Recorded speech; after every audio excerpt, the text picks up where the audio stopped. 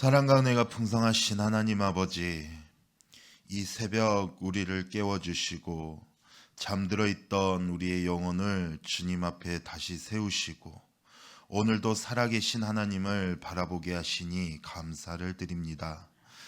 이 시간 우리의 마음을 정돈시켜 주시고 주님이 주신 말씀을 나눌 때에 겉으로만 신앙생활하는 자가 아니라 마음 깊은 곳까지 변화되는 은혜를 경험하게 하여 주시옵소서. 이 시간 주님께 모든 것을 맡겨드리며 우리를 구원하신 예수 그리스도의 이름으로 기도드립니다. 아멘. 우리 하나님 말씀 마태복음 5장입니다. 마태복음 5장 17절부터 26절 우리 한 절씩 교독하도록 하겠습니다. 내가 율법이나 선지자를 폐하러 온 줄로 생각하지 말라. 폐하러 온 것이 아니요 완전하게 하려 함이라.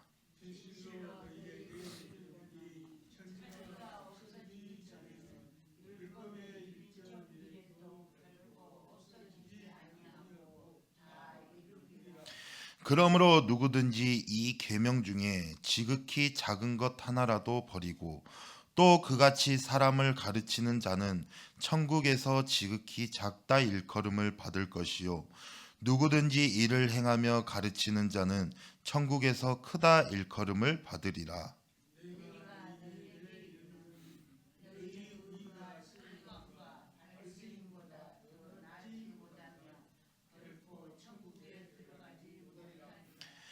옛사람에게 말한 바 살인하지 말라. 누구든지 살인하면 심판을 받게 되리라 하였다는 것을 너희가 들었으나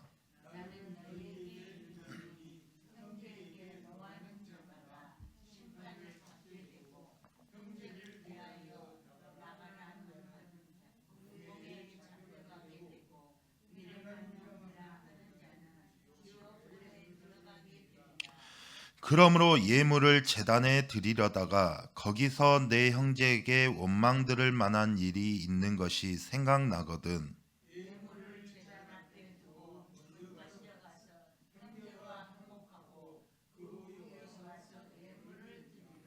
너를 고발하는 자와 함께 길에 있을 때에 급히 사화하라.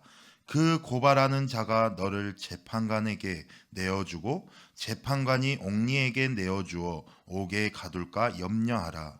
진실로 내게 이르노니 네가 한 푼이라도 남김이 없이 다 갚기 전에는 결코 거기서 나오지 못하리라. 아멘.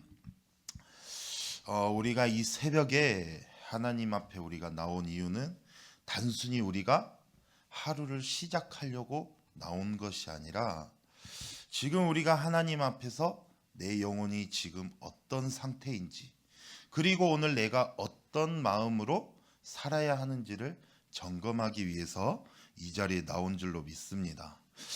사람은 누구나 마음속에 이런 질문을 품고 살아갑니다. 너는 신앙생활을 그래도 잘하고 있지 않나? 나는 남들보다 덜 죄짓는 편이지 않나? 나는 교회도 나오고 예배도 드리고 큰 문제 없지 않나? 그런데 오늘 예수님께서는 우리를 아주 불편하게 하시는 말씀을 하십니다. 예수님은 단지 죄짓지 말아라 라고 말씀하시는 것이 아니라 죄에서 시작되는 뿌리, 그리고 하나님이 원하시는 의, 그리고 하나님 나라 백성의 삶이 어떤 모습이어야 하는지를 말씀해 주고 있는 것입니다. 오늘 말씀을 한 문장으로 정리를 한다면은 하나님의 의는, 하나님이 원하시는 의는 겉모습의 착함이 아니라 뭐냐? 마음에서 변화되는, 마음의 변화에서 시작된다라는 것입니다. 17절 말씀을 보면은 예수님은 아주 분명하고 단호하게 말씀하고 있습니다. 내가 율법이나 선지자를 폐하러 온 줄로 생각하지 말라. 폐하러 온 것이 아니요 완전하게 하려 함이라. 여기서 예수님은 사람들이 오해할 만한 부분을 먼저 짚어주고 있는 것입니다. 왜냐하면 예수님은 바리새인들과 서기관들이 만들어 놓은 그 형식적인 그 종교를 향해서 강하게 말씀하고 있는 것입니다. 당시 사람들은 또 예수님을 보면서 저분은 율법을 무시하는 분이 아닌가라고 생각할 수 있었기 때문입니다. 그래서 예수님은 나는 율법을 폐하러 온 것이 아니다.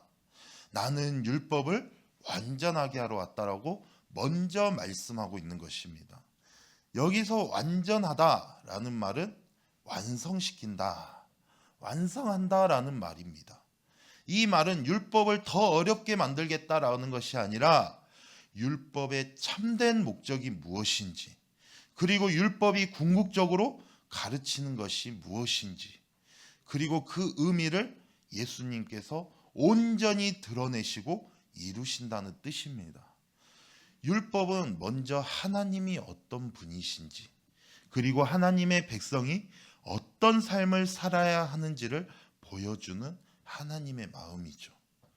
그런데 시간이 지나면서 사람들은 그 율법을 하나님의 마음으로 받아들이지 않고 내가 얼마나 괜찮은 사람인가를 증명하는 도구로 바꿔버렸습니다.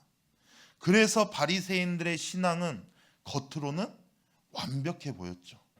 기도도 했고 금식도 했고 11조도 드렸고 율법도 지켰습니다. 그런데 예수님이 보시기에는 그들의 의가 진짜 의가 아니었다라고 말하고 있습니다. 왜냐하면 그들의 의는 하나님을 사랑해서 나오는 의가 아니라 자신을 의롭게 만들려는 의였기 때문에 그렇죠. 그래서 예수님은 19절에 이렇게 말씀하십니다. 그러므로 누구든지 이 계명 중에 지극히 작은 것 하나라도 버리고 또 그같이 사람을 가르치는 자는 천국에서 지극히 작다 일컬음을 받을 것이요 누구든지 이를 행하며 가르치는 자는 천국에서 크다 일컬음을 받으리라. 예수님은 율법을 여기는 태도를 어때요? 가볍게 그 율법을 여기는 태도를 경고하고 있는 것입니다. 신앙이라는 것은 대충 적당히 살아도 되는 것이 아니라 하나님 앞에 진지하게 서서 하나님의 말씀을 내 삶의 기준으로 세우는 것입니다. 그런데 예수님이 정말 강조하시는 핵심은 20절에 있습니다. 20절 우리 같이 읽습니다. 시작. 내가 너희에게 이르노니 너희 의가 서기관과 바리새인보다 더 낫지 못하며 결코 천국에 들어가지 못하리라. 이 말씀은 들을수록 충격적입니다.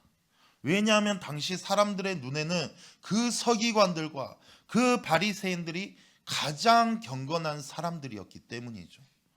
그들은 누구보다 말씀을 잘 알고 있었고 누구보다 철저하게 지키는 사람들이었기 때문입니다. 그런데 예수님은 너희 의가 그들보다 낫지 않으면 천국에 들어갈 수 없다라고 말씀하고 있습니다. 여기서 예수님이 말하는 더 낫다라는 말은 더 많이 지킨다라는 것이 아니라 더 깊다라는 뜻입니다. 즉 겉이 아니라 중심이 다르고 그리고 동기가 다르고 방향이 다른 의입니다. 바리새인들의 의는 어떤 의였습니까? 사람들에게 보이기 위한 의, 또 비교해서 우월감을 느끼는 의, 나는 괜찮다는 자기 확신의 의, 행위는 있지만 사랑이 없는 의. 그러나 예수님이 말씀하시는 의는 하나님 앞에서 마음이 새로워지는 의, 은혜로 시작하여 열매로 나타나는 의, 그리고 하나님을 사랑하기 때문에 순종하는 의, 또 관계를 살리고 생명을 세우는 의. 예수님이 원하시는 의는 착한 사람이 되는 의가 아니라 하나님 나라 백성의 의였습니다. 그래서 예수님은 지금부터 우리를 한 단계 더 깊은 자리로 이끄시면서 이제 율법을 더 엄격하게 지켜라 라는 방식으로 말하지 않습니다.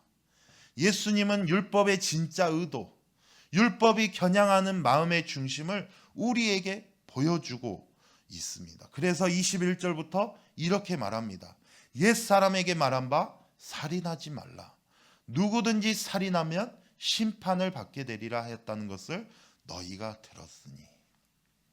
살인하지 말라. 십계명에도 나와 있죠. 여기까지는 누구나 맞습니다라고 말할 수 있습니다. 살인은 큰 죄이고 누구나 피해야 하는 죄입니다. 그런데 예수님은 여기서 멈추지 않으시고 22절에 충격적인 말씀을 하십니다. 나는 너희에게 이르노니 형제에게 노하는 자마다 심판을 받게 되고 형제를 대하여 라가라 하는 자는 공회에 잡혀가게 되고 미련한 놈이라 하는 자는 지옥불에 들어가게 되리라.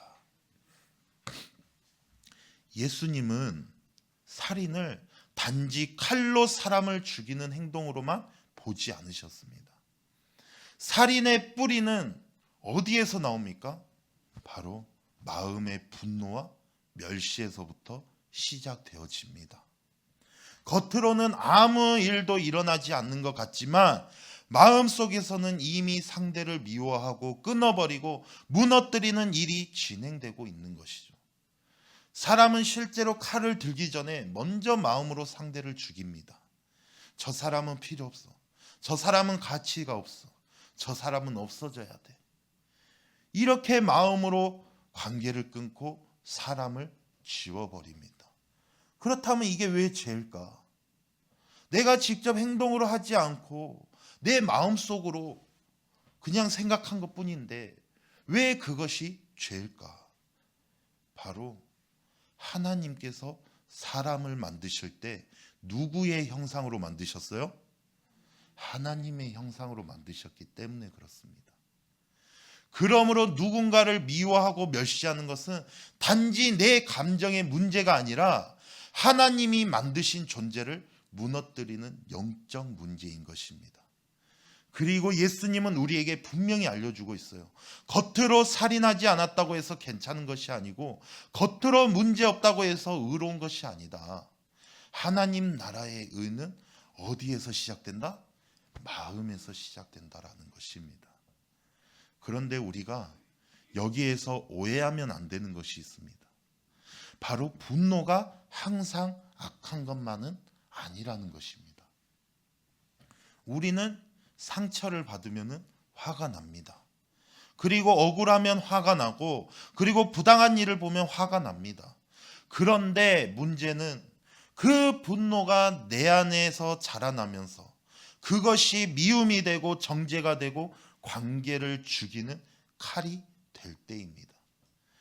분노는 처음에는 내가 아프다라는 신호일 수 있습니다. 하지만 그것을 주님 앞에 가져가지 않으면 그 분노는 어느 순간 나를 삼켜버리고 내 입을 타고 흘러나와서 누군가를 무너뜨리게 되는 것입니다. 특히 분노가 무서운 이유는 내가 옳다라는 확신을 주기 때문에 그렇습니다. 내가 맞아. 너는 틀렸어. 나는 피해자야. 너는 가해자야. 그렇게 되면 우리는 더 이상 회개하지 않고 오히려 내 분노를 정당화하고 내 미움을 정의로 포장하게 되는 것입니다. 라가라는 말이 나옵니다. 이 라가라는 말은 상대를 깔보는 말입니다. 그리고 미련한 놈, 상대를 완전히 정죄하는 말이죠. 이 두 가지 말에 공통점이 있습니다. 무엇이냐? 상대를 사람으로 보지 않는다라는 것입니다. 사람을 사람으로 보지 않는다면은 그 다음엔 쉽게 무너뜨릴 수 있습니다. 쉽게 상처를 줄 수 있고 쉽게 관계를 끊을 수 있습니다. 우리는 가끔 이렇게 말을 합니다. 야, 너는 진짜 한심하다. 너 같은 게 뭘 한다고. 너는 인간도 아니다. 사랑하는 성도 여러분, 이 말은 단지 말의 문제가 아닙니다. 그 말 속에는 너는 하나님 앞에서 존귀한 존재가 아니다 라는 마음이 담겨 있는 것입니다. 그런데 복음이 무엇입니까? 예수님은 우리를 그렇게 보지 않으셨어요. 우리가 죄인이고 우리가 부족하고 연약할 때에도 예수님은 우리를 끝까지 포기하지 않으셨어요. 우리를 정죄로 끝내지 않으시고 십자가로 우리를 살리셨어요. 그러므로 예수님을 믿는 사람은 분노할 수 없는 사람이 아니라 그 분노를 십자가 앞에서 다루는 사람입니다. 예수님이 우리에게 요구하시는 것은 감정을 억누르고 착한 척하는 것이 아니에요. 하나님 나라의 의는 겉으로는 웃는데 속으로는 미워하는 사람이 되는 것이 아니라 내 안의 미움과 분노를 주님 앞에서 인정하고 회개하면서 치유받는 것입니다. 예수님은 이제 그 분노의 뿌리를 다루신 뒤에 우리를 더 깊은 자리로 이끄십니다. 그것은 단지 마음속으로 미워하지 말라는 그런 수준이 아니라 관계를 실제로 회복하라는 말씀입니다. 그래서 23절과 24절에 이렇게 말합니다. 우리 같이 읽습니다. 시작. 그러므로 예물을 제단에 드리려다가 거기서 내 형제에게 원망 들을 만한 일이 있는 것이 생각나거든 예물을 제단 앞에 두고 먼저 가서 형제와 화목하고 그 후에 와서 예물을 드리라. 이 말씀도 어때요? 충격적입니다. 왜냐하면 예수님은 예배를 열심히 드려라 라고 말을 할 수도 있습니다. 그런데 오히려 뭐라고 말합니까? 예배를 멈추라고 말하고 있는 것입니다. 예물을 제단 앞에 두고 먼저 가라. 먼저 화목해라.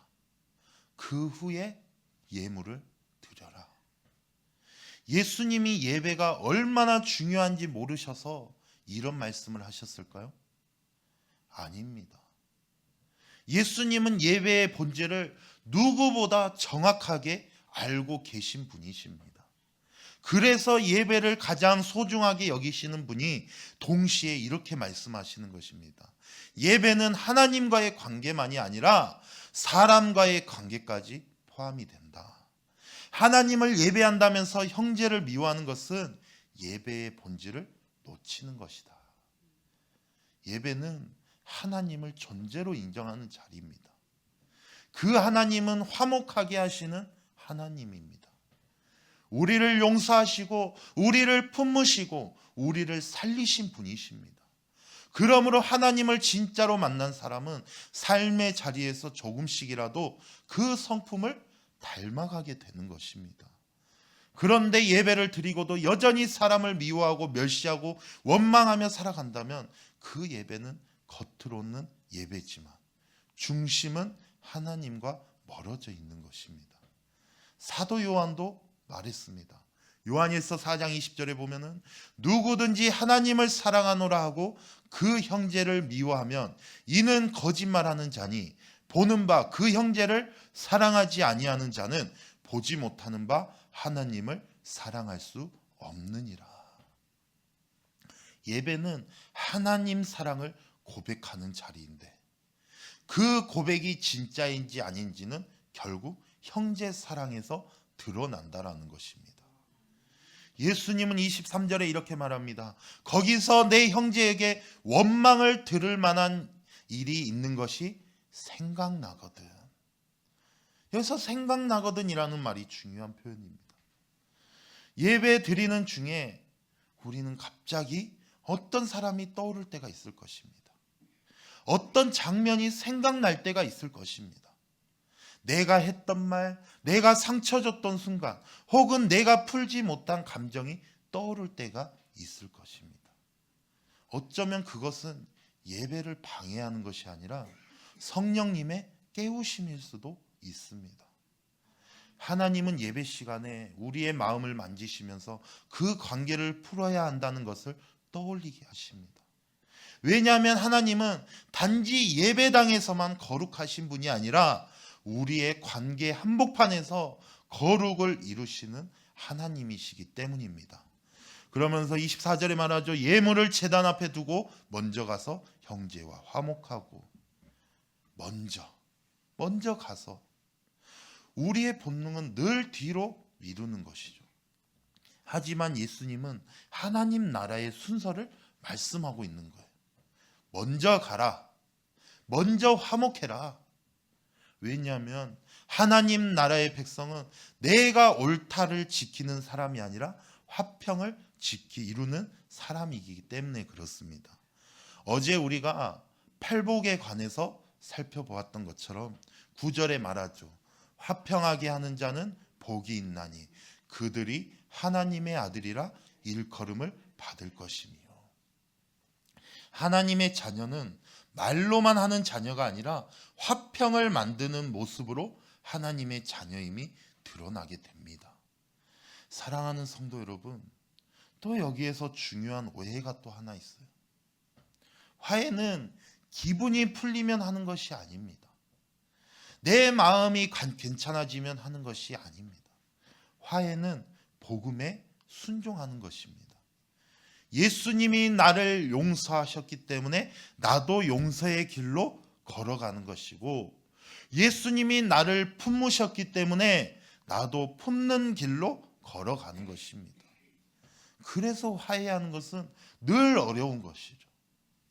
자존심이 꺾이고 내가 손해보는 것 같고 내가 낮아지는 것 같기 때문에 그렇습니다. 하지만 바로 그 지점에서 우리는 예수님을 닮아갑니다. 예수님은 가장 높으신 분이셨지만 우리를 위해서 가장 낮아지셨어요. 그리고 그 낮아지심이 바로 십자가입니다. 그러므로 화해는 내가 져주는 것이 아니라 십자가의 길을 따르는 것이죠. 예수님은 화해를 말씀하시면서 또 마지막으로 한 가지를 더 강조하고 있습니다. 화해는 마음에만 품고 있는 결단으로 끝나면 안 되고 지금 실제로 움직여야 된다라는 거예요. 25절, 26절에 말합니다. 너를 고발하는 자와 함께 길에 있을 때에 급히 사화하라.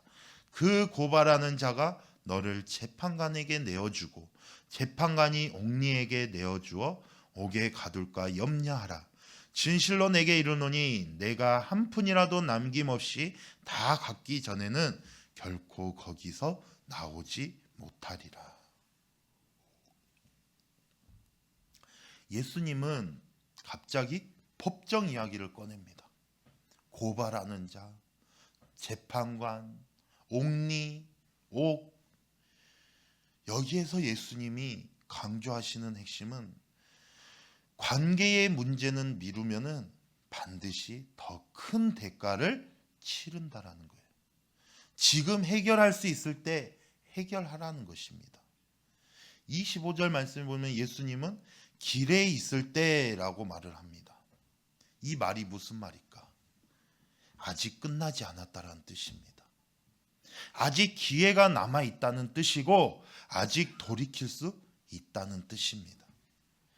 관계의 문제는 대부분 시간이 해결해 주지 못합니다. 오히려 시간이 흐르면 흐를수록 더 굳어지고 더 깊어지게 되어 있습니다.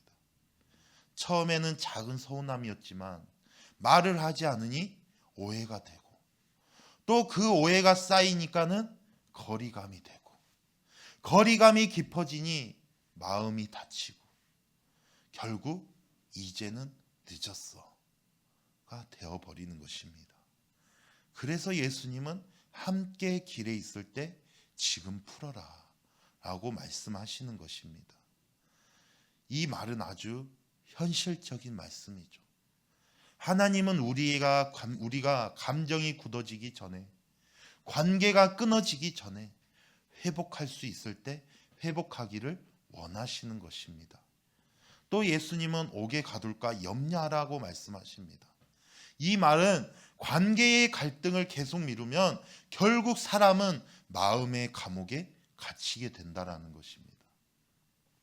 겉으로는 아무렇지 않은 척해도 그 관계가 해결되지 않으면 내 안에서는 계속 묶여 있습니다. 예배를 드려도 마음이 자유롭지 못하고 기도를 해도 자꾸 걸리고 찬양을 해도 가슴이 막힙니다. 화해는 상대를 위한 것 같지만은 사실은 내 영혼을 위한 길입니다. 화해하지 못하면은 상대가 무너지는 것이 아니라 내 마음이 먼저 무너지는 것입니다. 그리고 내 기쁨이 사라지고 내 감사가 메말라지고 내 신앙이 점점 딱딱해져 가는 것입니다. 그러므로 예수님은 우리를 살리기 위해서 지금 풀어라 라고 말씀하시는 것입니다.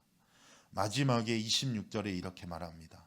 진실로 내게 이르노니 네가 한 푼이라도 남김없이 다 갚기 전에는 결코 거기서 나오지 못하리라. 굉장히 무거운 말씀이죠. 왜냐하면 죄의 문제는 대충 덮고 넘어가는 것이 아니기 때문입니다. 관계도 마찬가지죠. 상처가 생겼다면 그 상처는 그냥 사라지지 않습니다. 빚이 생겼다면 그 빚은 언젠가 드러납니다. 그런데 사랑하는 성도 여러분, 여기서 우리가 반드시 복음을 붙들어야 합니다.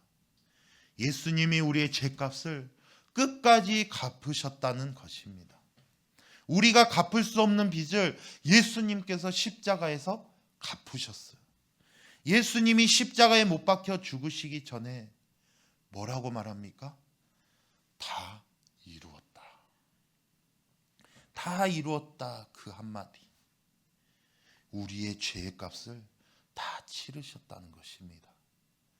예수님은 우리에게 너 혼자 해결해라고 하시기 전에 내가 너를 용서했고 내가 너를 살렸으니 이제 너도 화해의 길로 걸어가라.